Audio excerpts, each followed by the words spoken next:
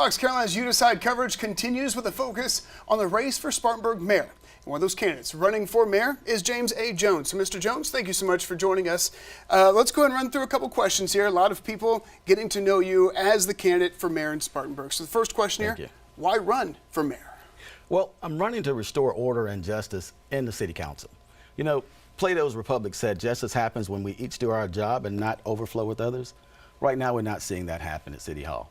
The mayor, city council have somewhat abdicated their responsibilities to those of the city manager. And a lot of people think the city manager listens too much to special interests, too much to developers. What happens? The people that vote for us, the people that pay our salaries, aren't being heard. And we need to restore that order and that good common sense to City Hall. That's why I'm running for mayor. Okay, you talk about that order, that common sense. You have a layout of goals on your website. Spells out YEP. Yep. Y-E-P-P. Yep. So what does that stand for, and what does it mean for your campaign? Okay. YEP. Y, youthful empowerment. E, economic opportunity with an equity lens on focusing on the people. P, full public participation in our local government.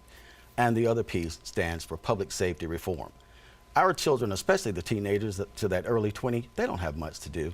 Not a whole lot of reason to, and you hear about this, I've been hearing it for years. They don't even want to stay in Spartanburg. We got to give them positive outlets to keep them out of the streets doing negative things, to make sure they have a path that they can be very prosperous and they can really be great assets to this community. Our children have a lot of talent, but we got to give them ways, we got to give them training, we got to give them support to unleash that talent. How do you do that as mayor?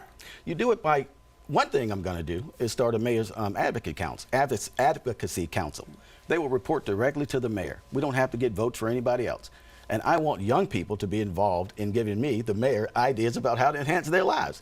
They want to be heard from and seen, and we have others to do the same. And we'll do other things to encourage things like opening up city parks, bringing on the lights, making sure that other resources, whether they be school, church resources, we work with them so that children have something to do in the later evenings to give them more outlets.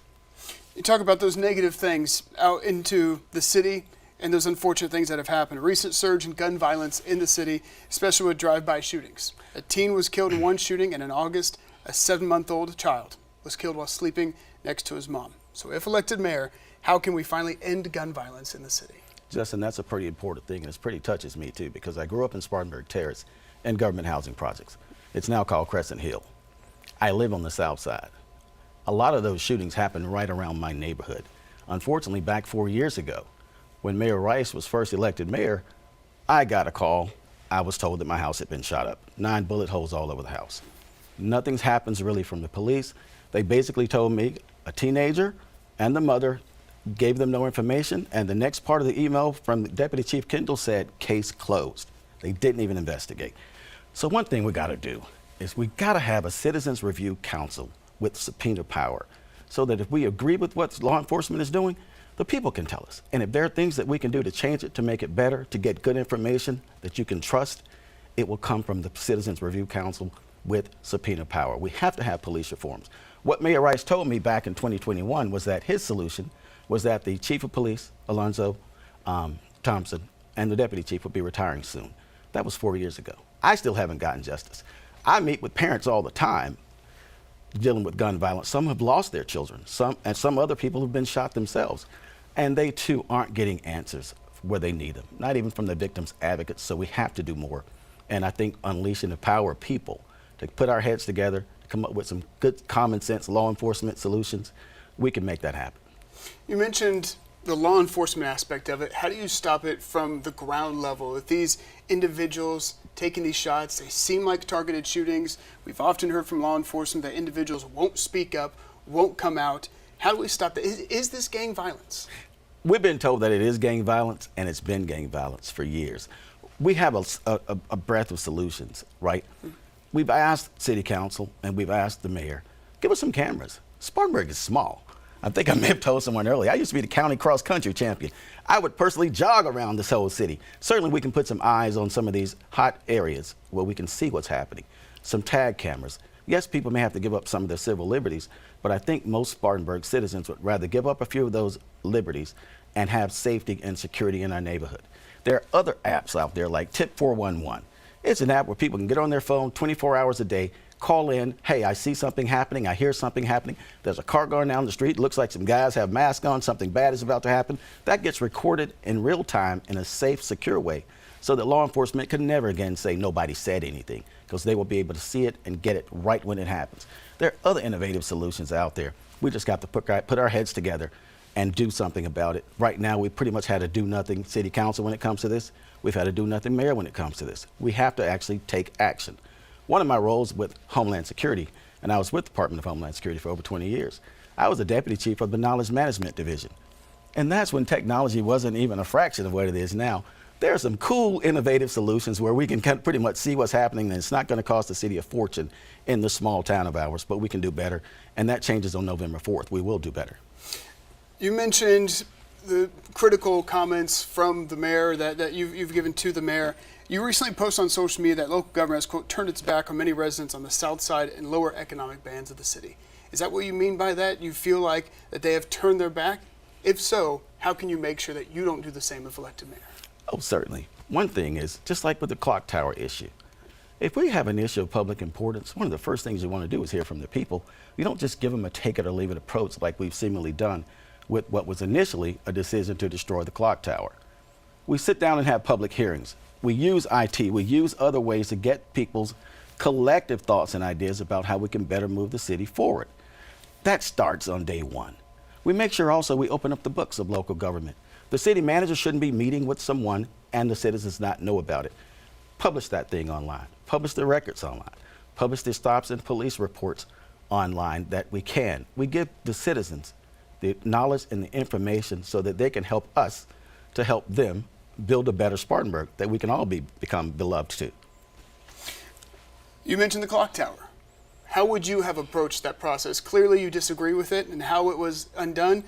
How do you feel like you could have done better when it comes to that situation, the clock tower, and now just sitting there waiting for a place for it to go and the issue even going to courts? As we stated before, you first start with the public hearings. If the developer's on one side, I can't have my city manager doing the lobbying for the developer. They work for the people. They work for City Hall. They work for the mayor's office. They work for City Council. So certainly I would have had both sides talk about it and come up with a great solution that then City Council votes for. One thing. Second thing is, once a decision is made, you can't have the city manager telling the people as if this is his personal pot of money, oh, the developer wants to take this thing down, but we're not going to make them pay for it. Immediately, Mr. Story said, well, he was going to make City Hall, make City Council pay for the removal and the destruction of the tower. That's not how this thing works.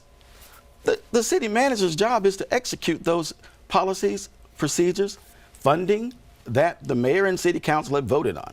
Nobody voted for him to tell the developer they're not going to be on the hook for moving this thing, the tower, that they're the ones who want it moved and out of the way. Same thing happened with the Piggly Wiggly store. I was at the interview as soon, and I think Fox did that interview right there in the parking lot.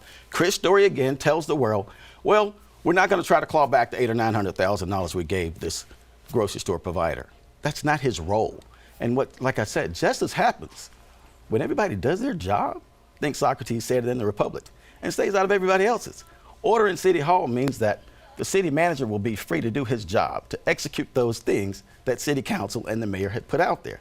Not to be a lobbyist for the developer, not to be the financier for a grocery store, but to be our city manager to take care of the day-to-day operations of the city, which also includes, Justin, managing the police. If law enforcement's not doing their job, the first person who should have been telling them should have been the city manager. But he can't do that if he's out there being the chief lobbyist for developers. We want to free him to do his job that the people hire him to do. I think lastly here, why should the voters choose you on November 4th? I have a wealth of experience. I've worked at the very highest levels of the federal government.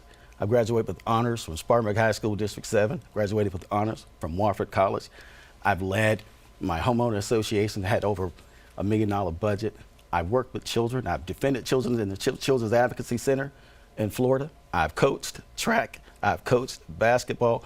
I was one of those children who didn't have much of a future. When I was 18, 19, they said there was nothing but for young African Americans to do from there. But I came up out of Spartanburg Terrace. Some of the neighbors helped us. One of the proudest moments I have is that people knocked on doors and gave their pennies and nickels for me to go to Wofford College, and I was able to get a $500 scholarship that helped me buy my books. One of the things I'm going to do as mayor, is that my first year's salary will be giving those love bombs every month to an individual, to an organization that simply do this, Justin, help our neighbors become better. The whole salary will be donated to them. That's why they should vote for me, because I care about the people. Government is for the people, and if it doesn't work for the people, by the people, then why do it? Thank you. All right, James A. Jones, candidate for Spartanburg mayor. Mr. Jones, thank you so much. Thank you, November Justin. 4th, Election Day. Thank you. Appreciate it.